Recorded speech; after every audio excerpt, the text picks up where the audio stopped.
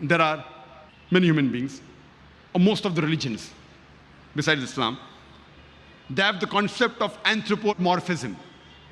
Most of the religions besides Islam have the concept of anthropomorphism. Anthropomorphism means Almighty God taking forms. And most of the religions besides Islam, they believe Almighty God took human form once, while other religions believe He took many times. And they have a very good philosophy that Almighty God, He's so holy, He's so pure. He does not know the shortcomings of the human beings. He does not know how does the human being feel when he's hurt. He does not know how does the human being feel when he's troubled. So therefore, Almighty God, being so holy and pure, He became a human being and came in this world to know what is good or what is bad for the human being so that He could lay down the rules for the human beings.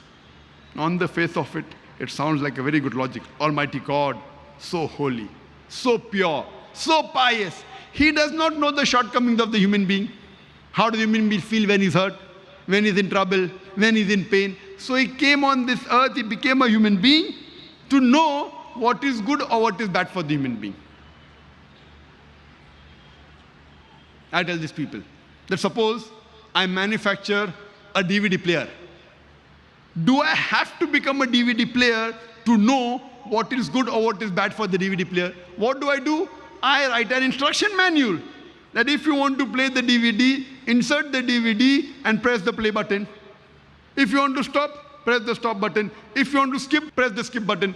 Don't drop it from a height, it will get damaged. Don't immerse it in water, it will get spoiled. I write an instruction manual. I don't have to become a DVD player to know what is good or what is bad for the DVD player.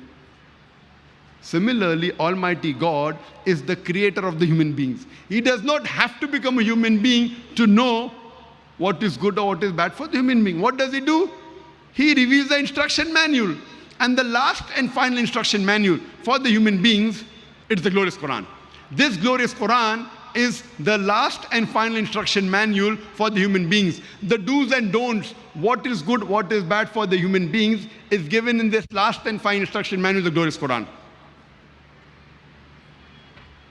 And Allah subhanahu wa ta'ala does not have to come down Himself to write the instruction manual. What does He do? He chooses a man amongst the men and communicates with them on a higher level, who we call as messengers of Almighty God. And He reveals the message.